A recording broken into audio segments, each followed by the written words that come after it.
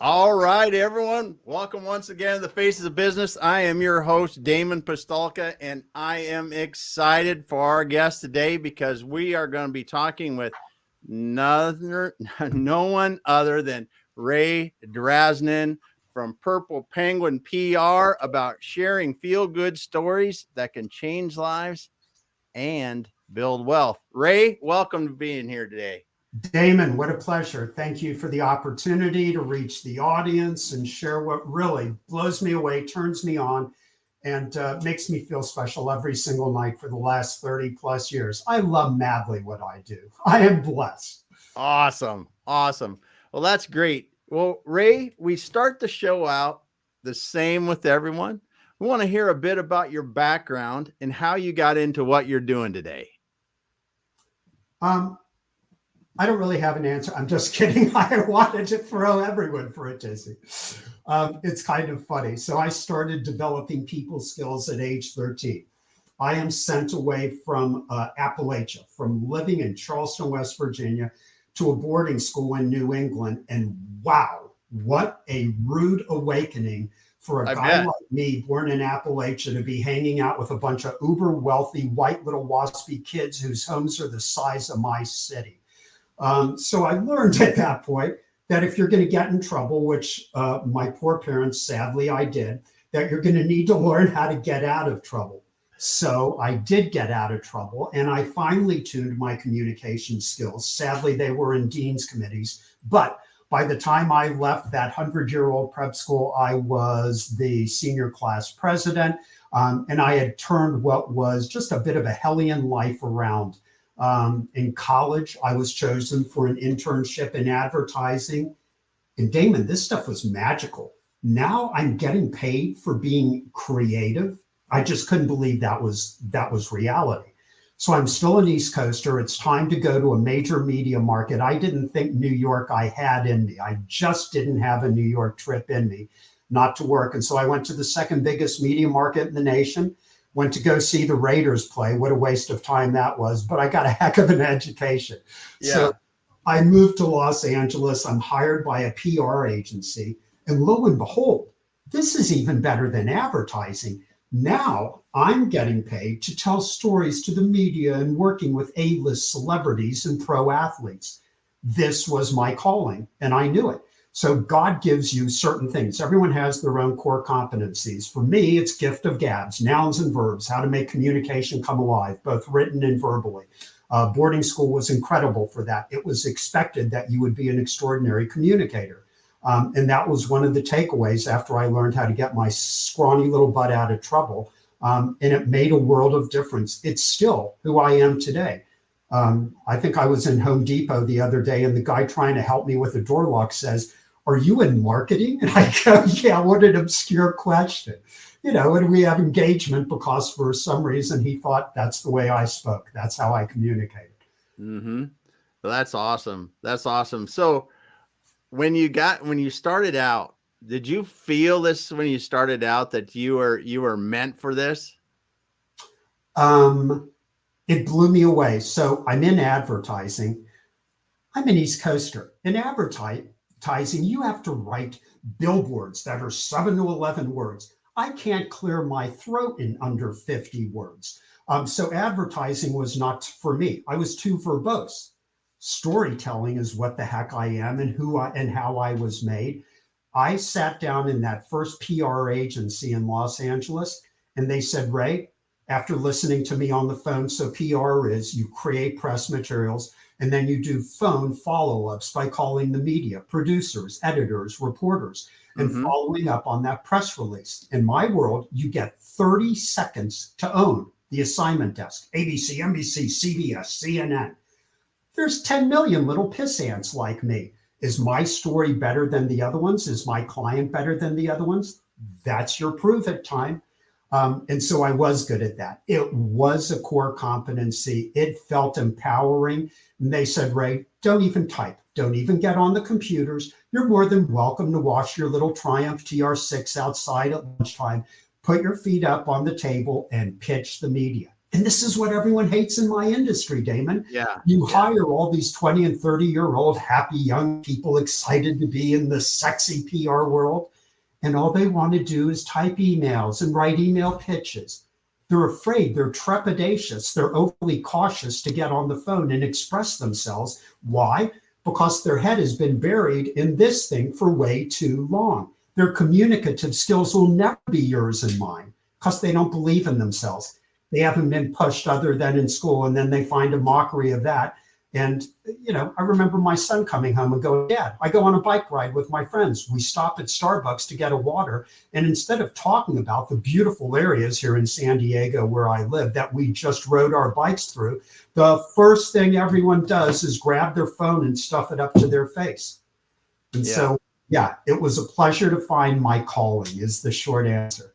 Well, and it's really unique for you to be able to find it that early, because most people, they might go through 2 or 3 iterations of where they're going to be, and some people go off the rails a long ways to find what they want to do. So that was cool. It's surprising. You aren't supposed to get that aha epiphany moment at age 13. But a little wild child, I mean, I am some West Virginia guy who can't say my name in under like 2 minutes. Those kids in New Jersey and Connecticut tortured me. So I knew that could not last. So the accent went away, the skill sets came alive, and it still feels good. Whether I'm engaging at the grocery store with someone that I just want to say, I remember I was there a few weeks ago, and it's an elderly woman and she looks so pulled together. And I'm picking my silly avocados and I can't stop myself. And I say, excuse me, ma'am. The brim of her hat was the exact same as the cuffs on her sleeves.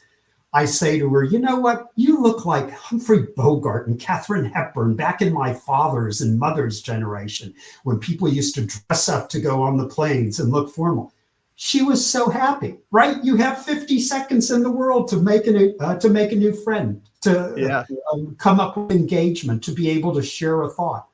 Both people walked from that significantly happier than if I had never opened my mouth. So it continues to pay dividends. And you're right. I see people changing who they are late in life, but they're not passionate, Damon. They're not passionate about it. You can see in their eyes, they don't open up wide. They're not leaning forward. All the body language tells, like in poker, the tells. They're doing it because they're getting through a process. They're doing it because it generates more income than the last job, but they don't wake up in love with it. And I feel sorry for each and every one. Yes. Yeah. It's interesting how that happens. And some people never get it. Some people don't think they'll ever get it. And that's too bad too, because they don't. So you started out, I mean, if people haven't, they need to go out and watch your TEDx video. That's pretty telling of your transition over time, because you started off, like you said, you're doing PR with A-listers, professional sports athletes, and other people like that. But you had a bit of reckoning in your life, and let's talk about that a little bit. Okay, that's a good place to go. That was an aha moment. So I'm in LA at the top of the Wiltern Theater at Wilshire and Western. I'm 20-nothing years old. It's the 1980s. You can't even get your haircut in Los Angeles without someone doing some type of drug in front of you. I feel totally like a fish out of water. But they give me a personal secretary and she tells me when it's my grandmother's birthday and she gives me a birthday card that all I have to do is sign. And so everything seems so perfect. Oh, I'm good at new business. So now I'm not just on the phones pitching stories. I'm going out and doing new business development, which I had to do later in life. I've been an entrepreneur for 40 years. Who makes the rain? It's nice when the CEO has that skill set. Yes. But I look at myself in the mirror one day and I realize I've got all these wrinkles. Well, now it's okay, I'm old. But back then, all these furrowed brows. And I thought, you're not the same guy that your parents brought you up to be. You're not honorable and ethical. You don't cut win-win deals. You try and out-negotiate someone because of the gift of gab. So instead of taking something God-given and doing all the right things, I think I was lost in male ego. And that is the day I said, I've got to get out of LA. I had been there 5 years, and LA puts an edge on you. I still pitch LA. I get ABC, NBC, CBS. I speak Spanish. I lived in Spain. My mom is French. I speak French. I get international placements pitching in 3 languages. I love going to LA. We'll talk hopefully about a couple of my clients that I have just blown up in Los Angeles and then taken it further and further, more than local, more than national, more than international. Um, and so I decided it was time to move to little surf town San Diego. And this place is absurd. It's perfect. Everyone has no body fat. Every day is 76 degrees and sunny. Every weather forecast is the same. Late night and early morning, low clouds breaking into sunny sunshine, right? It's a chamber of commerce day every day here. Yes, And it is. it gave me my start. So I came here, I had an earring, I spoke too quickly. I liked the Dodgers. They hated me in San Diego when I came. I couldn't be the antithesis. I was like the Antichrist here when I came. Yeah. And so I go to all the different PR agencies, and my mentor, who I found right away, what a blessing from above, says, Ray, I'm going to send you to company ABC, and then I'm going to send you to company CDE and EFG. Goes, how did it go, Ray? Well, I don't think I liked them. Well, good, because they didn't like you, and it got progressively worse. And so he said, start your own agency. I'm going to be your mentor, and I promise you success. And it was like my second dad, Damon. It was unbelievable. Nice. The young women that used to work for me in PR is predominantly a female engaged industry. I would always tell them, you at this early age, in your early 20s, need to find, and I think it should be a female mentor that can teach you about how to walk into a boardroom, how to own your space, how to have that bubble that says, I am strong regardless of my age and regardless of my skills. And that's what he taught me. My mentor, Dave Nuffer, God rest his soul, made me far more important than I was. In the very beginning, he made me prove my mettle. How good are you, right? Then he started putting me in front of big national clients, Tropicana orange juice that he was pitching. He gets me an opportunity to pitch. And they said, we liked you better than anyone, but your agency is too small. So I learned that. That was taking my lumps. Well, I'm going to build my team. Now we're no longer 8 people, we're 12 people. We would bill as much as the biggest agency on the West Coast. You put great people underneath you. You learn the E-Myth, that book, The Entrepreneurial Myth, in the beginning. You work in your company. Oh, I'm a publicist. Be a good publicist. Hooray, Ray. Write well, type well, pitch well. You're a good publicist. Then the next step, work on your company. Go up 30,000 feet and start hiring your weakness. I didn't want to write anymore. I was too slow. I was glad I won national awards at it, but it wasn't my core competency. So if it wasn't me on the phone or doing new business, it was outsourced. You either make it an employee or you make it an outsource, and then you mark that outsource up 22%. Yep. It was just business 101, but it was learning by fire. And with the help of a mentor, wow, Damon, it blew me away. Things made sense. And when I came back to that mentor, I took copious notes. I would show them what my action items were from the last time I met with them. I would tell them the update on that action items, and they would say, we wish we had employees that worked as hard as you. So East Coasters have no issues with work ethic. East Coasters even think like a business owner. Midwesterners work like you've never seen. And Californians are almost impossible to hire. It's like Wednesday. No, it's Friday at 1 o'clock. I'm out of here. 5:02, take care. Are you kidding? We're working with celebrities, and we're working with pro athletes. We're working with Rod Deerdick. We're working with sexy, fun, cool, ridiculous people that have more than one TV show at a time. If you can't go and have a snooty glass of white wine and enjoy what you're doing, don't let the door hit you. And I did end up building a team that loved what they did. And I hear from them 20 years later. I'm now the head of PR at such and such, bigger, more impressive than me. And that's a beautiful thing. Yeah, that's awesome when you see people that you've helped as a mentor to help them develop in their careers and them go off and do things that are just wild and exciting. What a cool thing to say. That is the reason I do personal branding now. So a little while ago, this is fun, the path you're taking me down. You said, how did it start and where did it go Yeah. and what were the skills and why did you know and why was PR different than advertising? The reality is I did this stuff for a million years. And then about 15, 12 years ago, my kids are only 20-year-old twins. Yeah.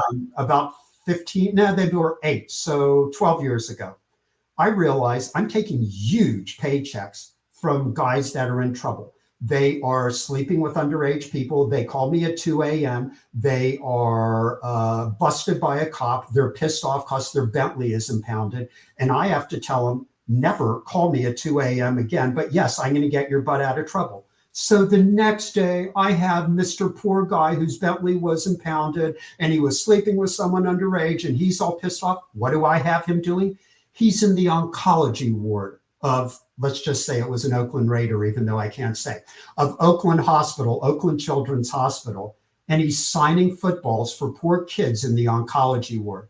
I got ahead of the bad news. I was really good at that. The paychecks were absurd, and I came home and realized I was a big phony baloney. Here's me talking to Aaron and Sophie, my kids, about morals and values and ethics.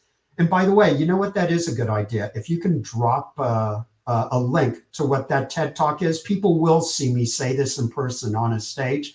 Yeah. And I was a phony baloney. It was all about the money. Me telling kids, oh, it's all about the morals, values, and ethics. Me wanting to put my head on the pillow and feel like I was such a good old dad, even though they would say how nice your grandfather came to drop you off at elementary school. It was about learning how to rise above my skills and how to come back to how my parents brought me up. Yeah. Yeah. I mean, that's very cool that you found your soul, so to speak, and came back and really shared with people, and made a change. And now you went out and were able to do that change. And now you're sharing with people now because it, a lot of people that money's hard to walk away from. It is. There's no doubt about that. It's showtime. You have from 2 a.m. until 6 a.m. to put together a plan, to put your team together, to get a press release written, to be able to put your favorite contacts together. Because now you're not just doing this in a vacuum. Now you're going to people that already love you. They know you only pitch media people. That's my target audience. So when I'm going after new business, it's consumers or it is a corporation. It's oftentimes celebrities or pro athletes or whatever. When I am pitching media, it is reporters, it's producers, it's people on the assignment desk. I go to my favorites. They know I've only brought them great things. And so when it's time for tit for tat to show favors, boom, they go, yeah, I don't have to give the whole story back then. And I don't believe in that now. I think if I don't give the full backstory on what a situation is, I think I'm cheating the media. And I think I should be burned for that later in life. And so now it's all about what is going on. And if there is a challenge, I'll share with you a new client later on if you want me to. Her name is Jen Drummond. She's a 44-year-old mom, a mother of 7. She has a multi-million-dollar financial services company. She's stunningly beautiful. She gets in a horrid accident in 2018. They pull her out of her Porsche with the jaws of life. Everyone says she shouldn't have lived. She says, I have a new lease on life, life 2.0. I am no longer going to eat the little leftovers on my 7 kids, thank you very much, Catholic world, off of their plates. I am going to go to a Michelin star restaurant. I am going to live life. I am going to carpe diem. I am going to be a role model instead of just a mother for my kids. And she now has climbed the 7 second highest summits of the biggest mountains on all 7 continents. She's flying to Papua New Guinea as we speak to climb the last one, which will count for Indonesia. She'll be the only woman in the world who's done this. And she's summited 4 of the biggest, the very highest peaks on all 7 continents. She's bigger than life. You think this bottle could make her sexy in the media. So I put on clients that have these stories, and hopefully I can teach some of your audience. It doesn't have to be that you're special in the beginning. I know how to take people that have a good heart and are committed to philanthropy, don't look like Quasimodo, know how to put nouns and verbs together. Those are the only criteria. If you're an okay looking individual, you have a great heart, you give back, cause marketing, you give back philanthropy, I can blow you up. I can make you bigger than life. I can make you generational wealth. And that was my aha about 12 years ago when I told the kids, I'm not going to do this anymore. And I'm sorry, I'm a charlatan, I'm a quack, I'm a demagogue. I'm going to be the dad I need, you need me to be. Yeah. Yeah. And Um, that's awesome. You're able to make that switch. So let's talk about that switch. You decided that you were going to help people that are out there doing good, making an impact, a good impact in the world, but you're going to help them expand what they can do with your talents.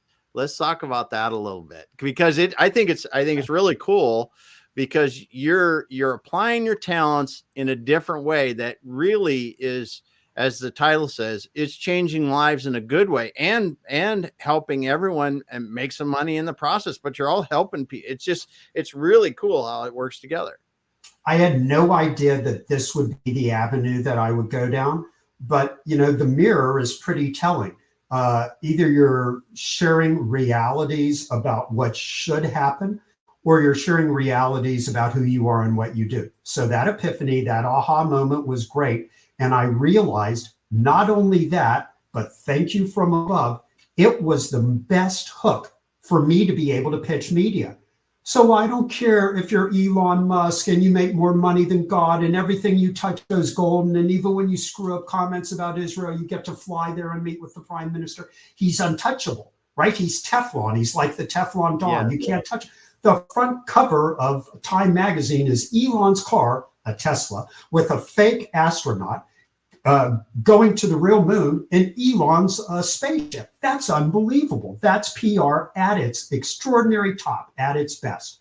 But all I cared about was that these people gave back philanthropically. And media told me, Ray, that is what changes everything.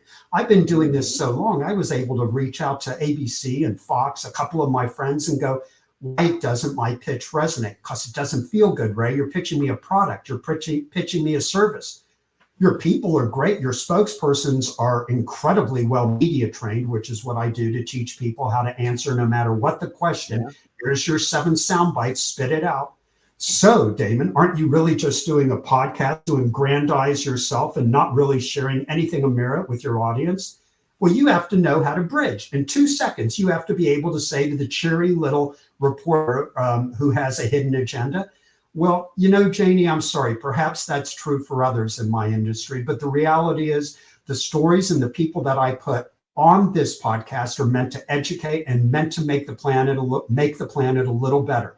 I'm proud of it. I'm proud of where it's going, and I look forward to the next year and the next year. Bam! Now you're a visionary. Now you're a soulful guy, but you got to be trained to know how to get out of that funky situation. So I said, I'm not going to put on a client unless they have strong cause marketing or they're philanthropic.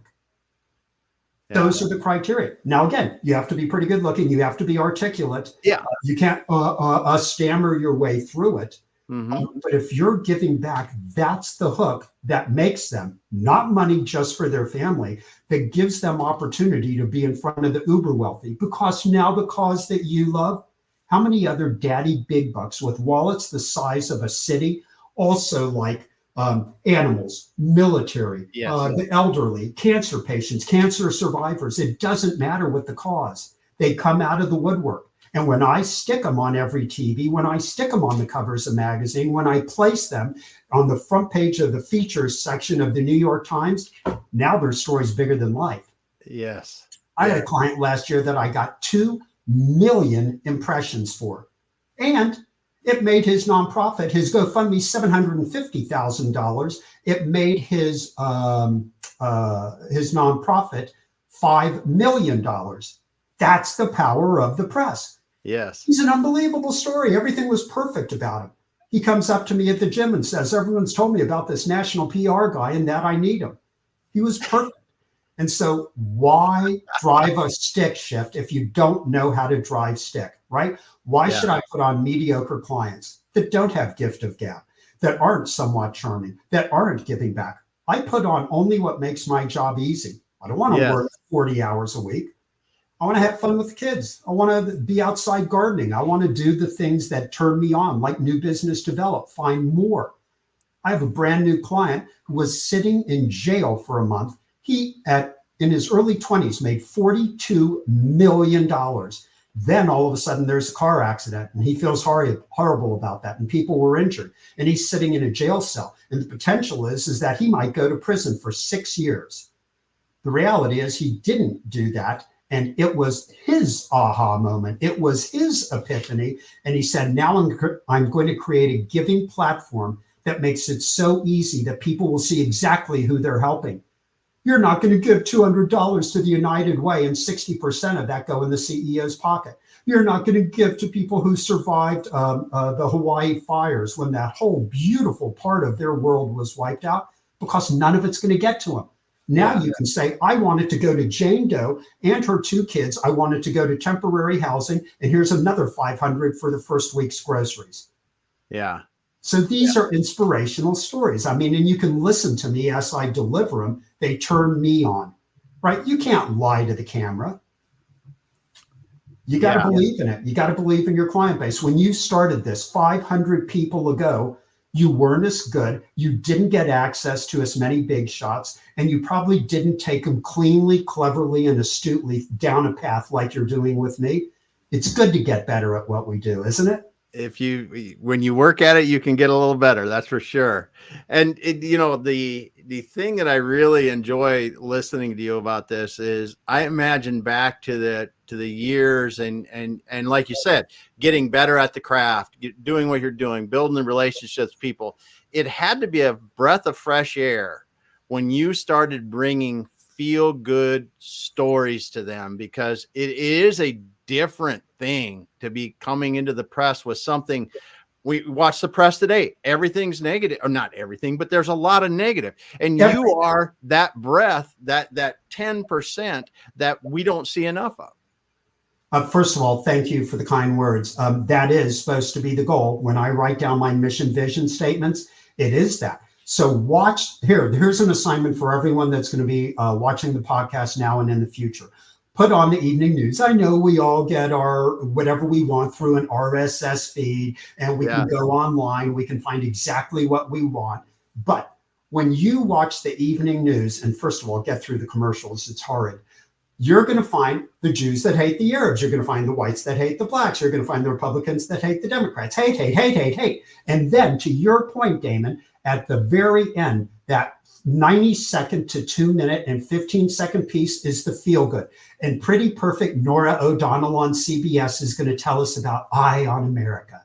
And it's going to be about a Eagle Scout who goes and takes a bunch of friends for his Eagle Scout project and takes care of a senior woman's front and backyard that have been left untaken care of for months.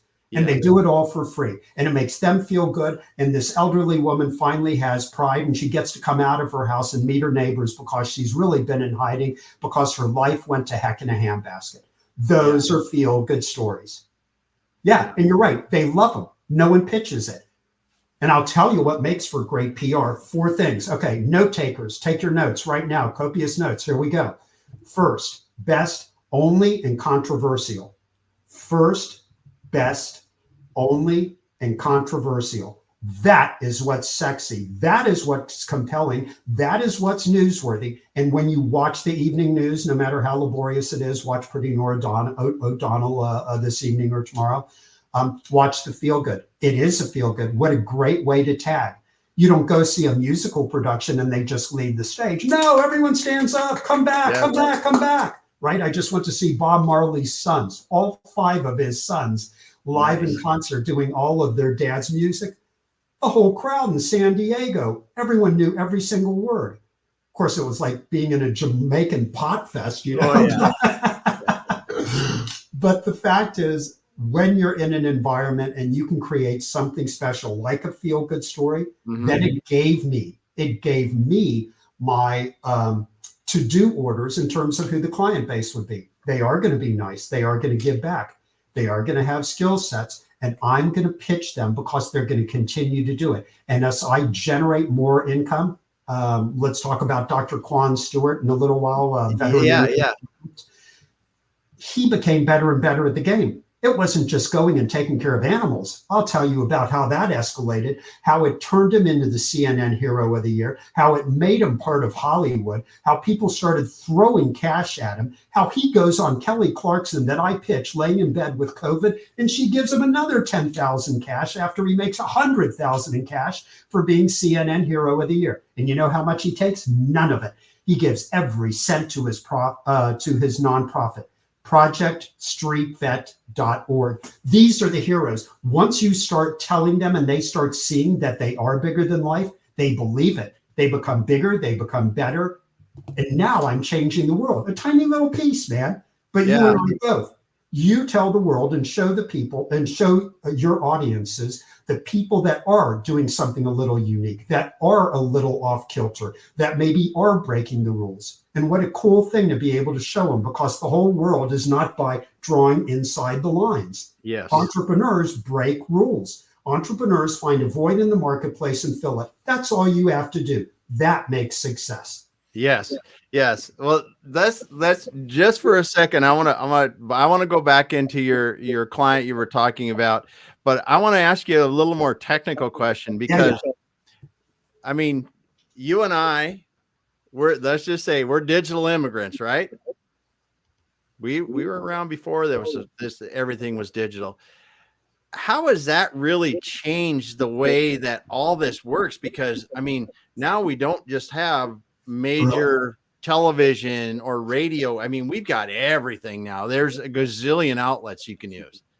Spot on, buddy. I was becoming a dinosaur, right? This is old world stuff I do. This is Hollywood in the 50s. Drink martinis at lunch and old Blue Eyes hanging with Sammy Davis Jr., right? And the Brat Pack and the whole thing. They all had publicists. I'm not a PR guy. I'm a publicist. My job is to blow up people's images, to make them bigger than life, to get accolades for them, to get opportunities for them.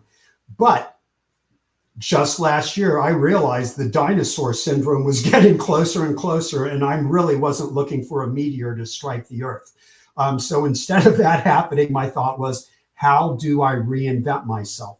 And there's an old adage, and it says, you never take your apples to market without shining them first.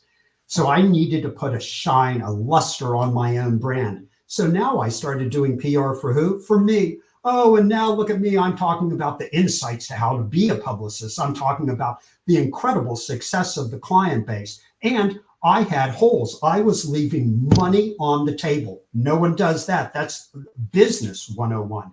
So instead of outsourcing social media, now PR is sexy. It's called earned media. Now I get you the cover of the New York Times, the LA Times, the Chicago Tribune, the Boston Globe, the Times-Picayune. You are a hero. Hundreds of thousands of people saw you. But you can't take it and very quietly put it in the top drawer and not tell anyone.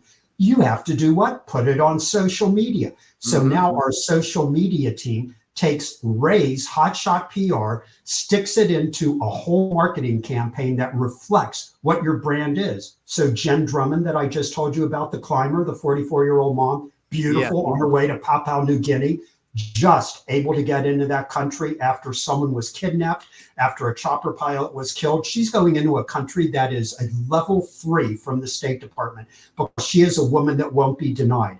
I just sent her pitch to Kelly Clarkson and Tamron Hall today, and they're salivating to tell that story.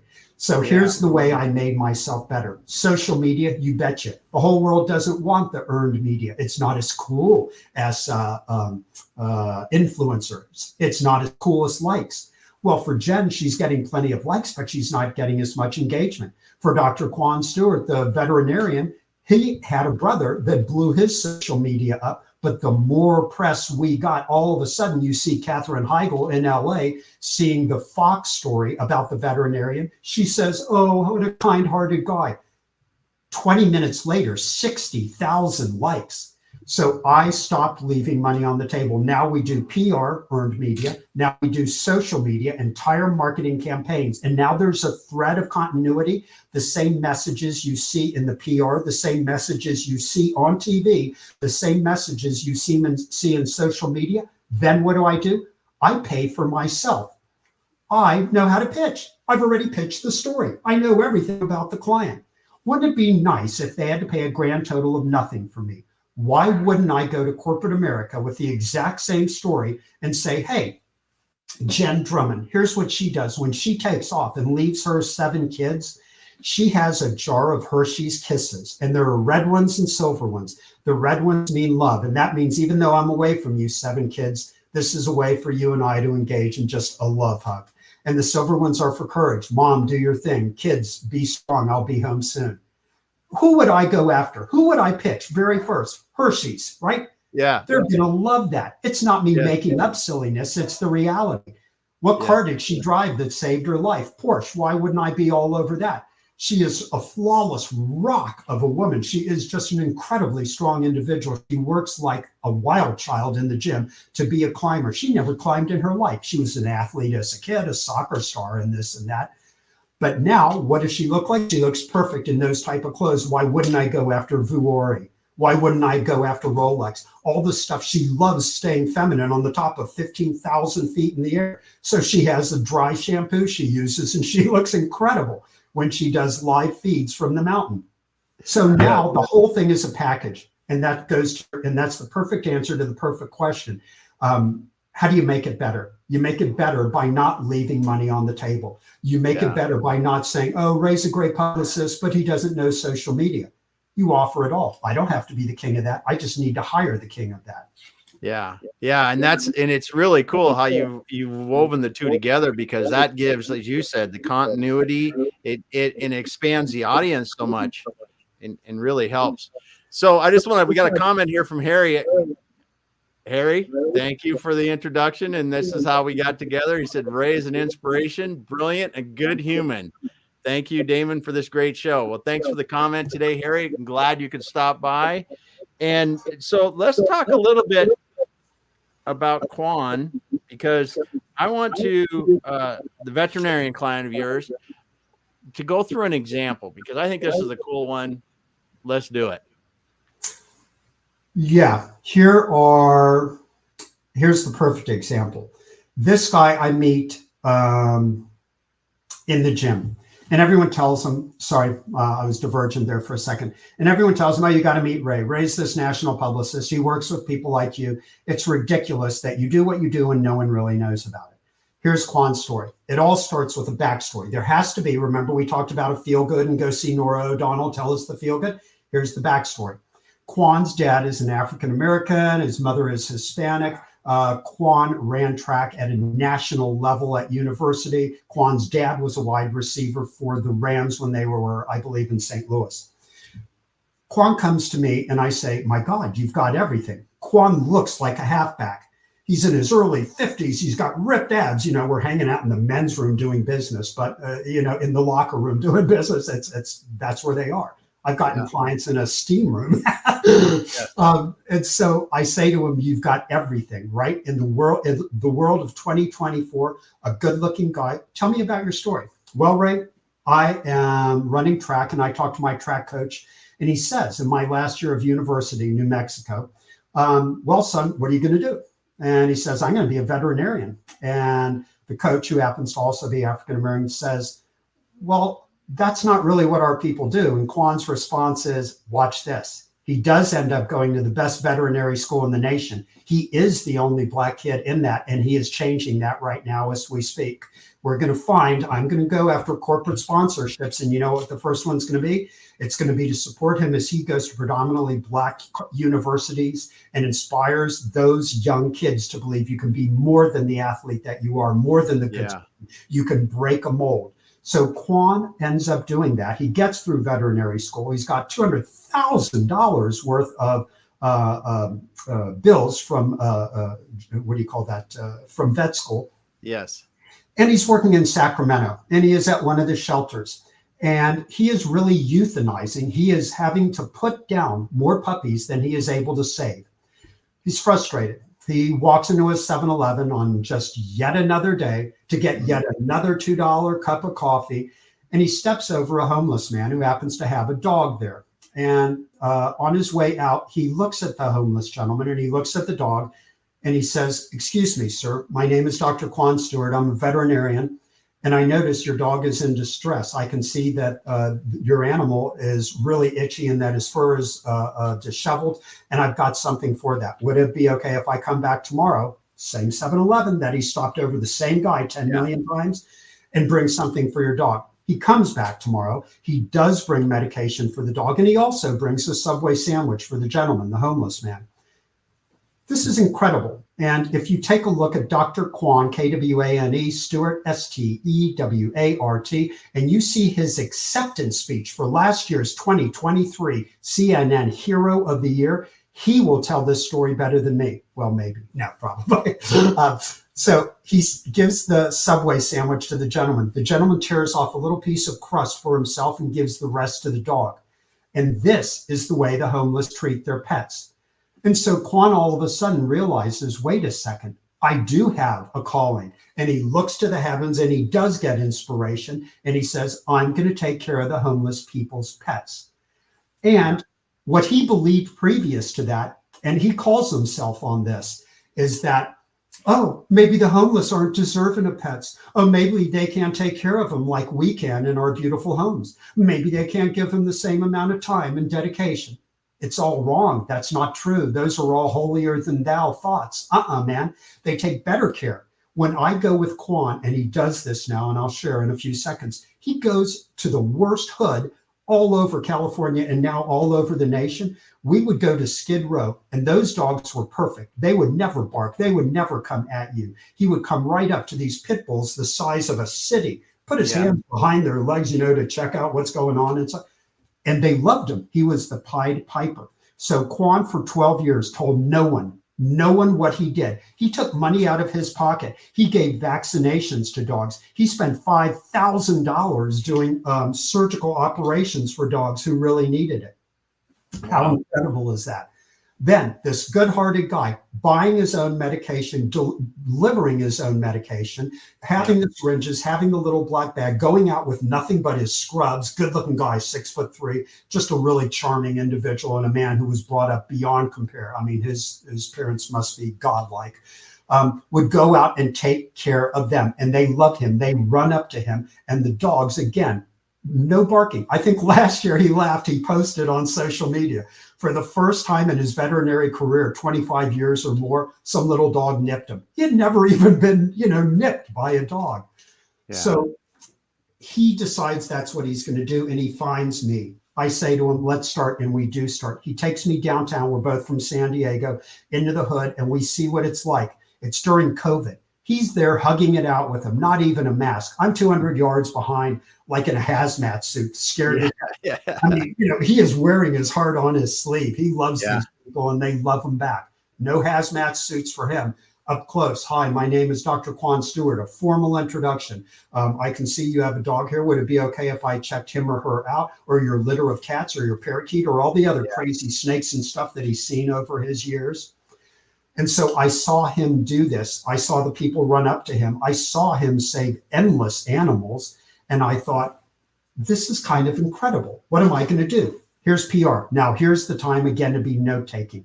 What do? First of all, you use local hooks. He's from San Diego, and he used to live in LA. So what am I going to do? I'm going to go after San Diego and LA media. LA's second biggest media market in the nation. You get LA media. Wow, that's a godlike way to start your campaign. Yeah. In the first 2 months, I get him 5 covers of magazines. Use local to spark national. Then all of a sudden, and we get photo features. The front cover of the LA Times. The LA Times twice in 2 months. First, the cover of the LA Times, because there's a mayor's initiative to take care of the homeless, and he's there doing that.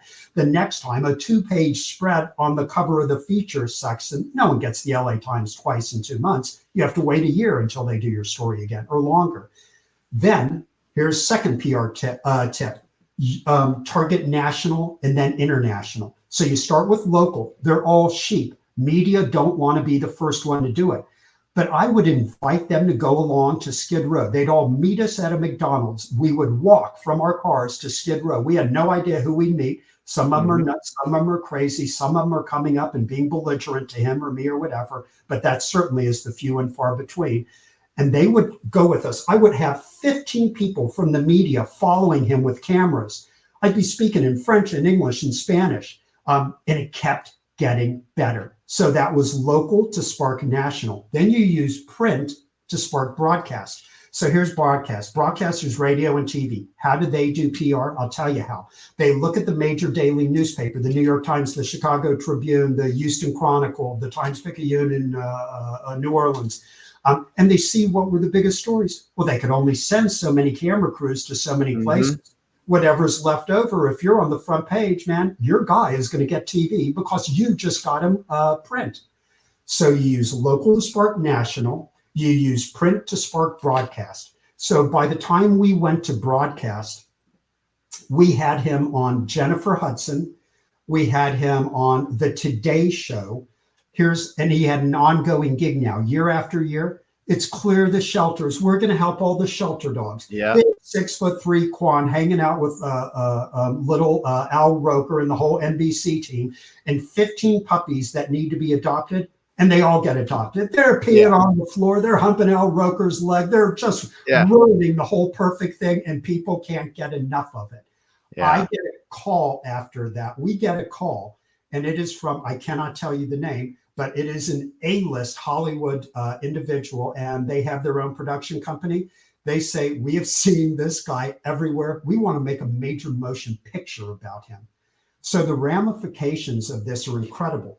Then we decided, okay, let's go after international. I have a great friend at the Associated Press.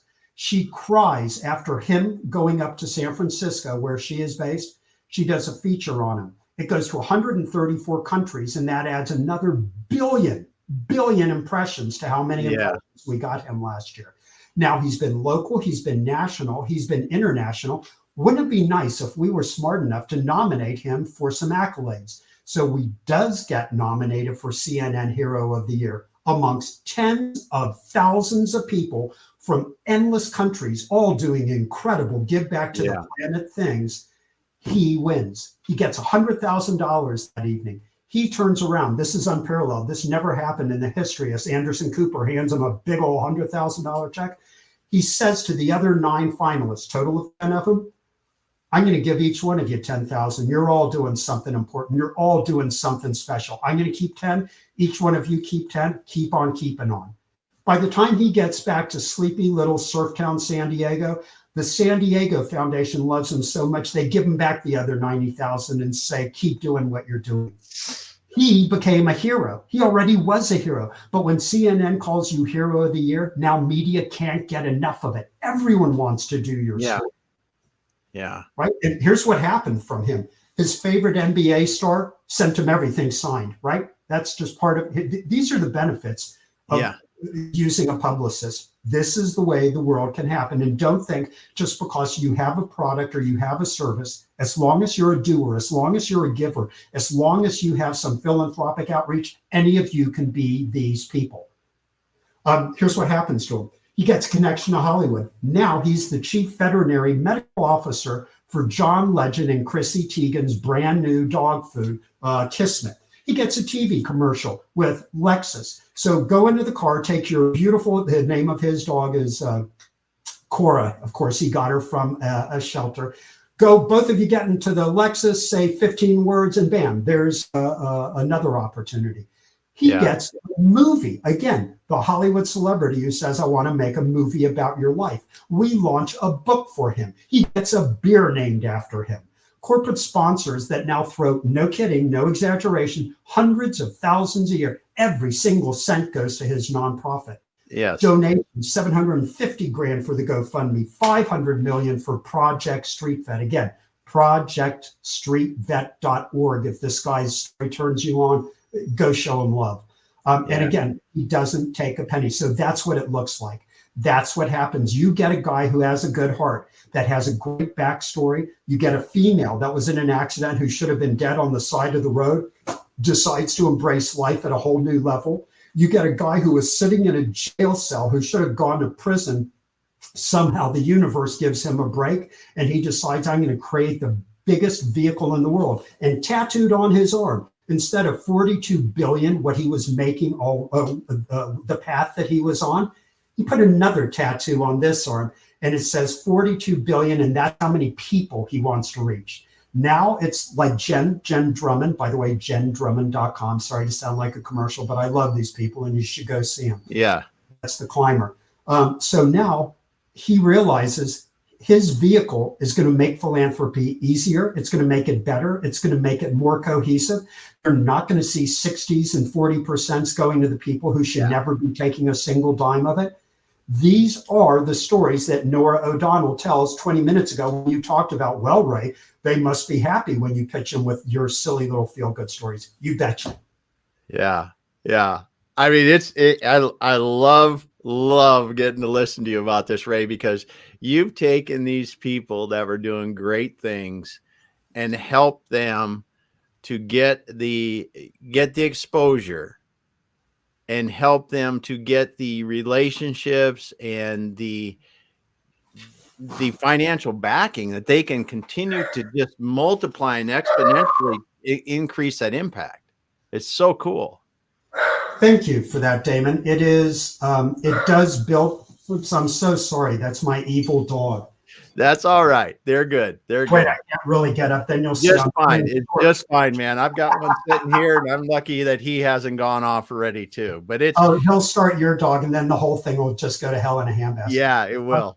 You are right. I do But feel good about what I do. I do make a difference in their lives. I help turn on people that have uber wealth to a cause that turns them on. And that's why if I were to mentor or counsel anyone that listens or watches your podcast, and I know there are a gazillion of them that do, it is don't be trepidatious. Don't be afraid. Oh, Ray's people were already big. No, they were just doing something good and kind. They didn't know they were important. They didn't know they were bigger than life.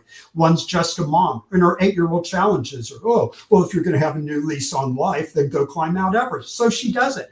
The other's losing money. He's making no money. He's killing more dogs than saving them. And all of a sudden now he takes the few dollars that are left to give to a cause. And now the world rewards him for his incredible generosity and empathy and capacity to give. Yeah. It is a ridiculous way to wake up. I love being me. That's awesome, Ray.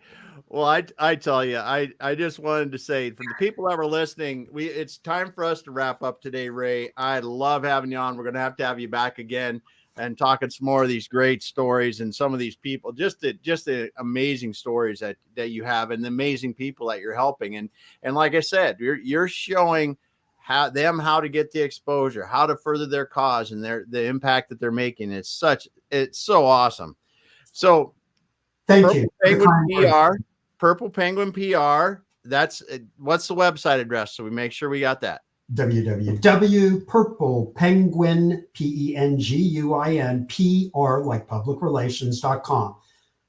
There we go. Go to the case studies, by the way, people. Go take a look. So we don't have endless time. You'll see Quan, who we talked about. You'll see Debbie Fields of Mrs. Fields Cookies. Yeah. You'll see Rob Dyrdek. Remember Rob Dyrdek on MTV Fantasy? Yep. DC Shoes had never hired a PR firm. Rob Dyrdek used to come over to my house and go, all right, I need to have a skate park. So I take him up and down the coast of California. Brian Scudamore, 1-800-GOT-JUNK. You see him on national commercials all the time. Tiny little Doug Flutie should have never been in the NFL, but was bigger than life. So again, I've been blessed. Go take a look at that. And if it inspires you, send me an email, ray@purplepenguinpr.com. And if I can give you insights, or if I can help you, or if I can help give you a vision that takes you from A to Z, so be it, man. That's why I'm here. That's awesome, Ray. Well, thanks for being here today. I want to thank all the listeners out there today for listening and tuning in. I saw there was a bunch of you online. That's awesome. Thanks so much. And if you got into this late, go back to the beginning and start over. Listen to Ray. Listen to how he is helping these people, making an awesome impact in our world. Make it even more awesome with his public relations and getting them out there and getting those people in front of more people so they can make a bigger difference. We will be back again next week, people. Thanks so much for being here. Ray, just hang out for a moment. We'll finish up offline.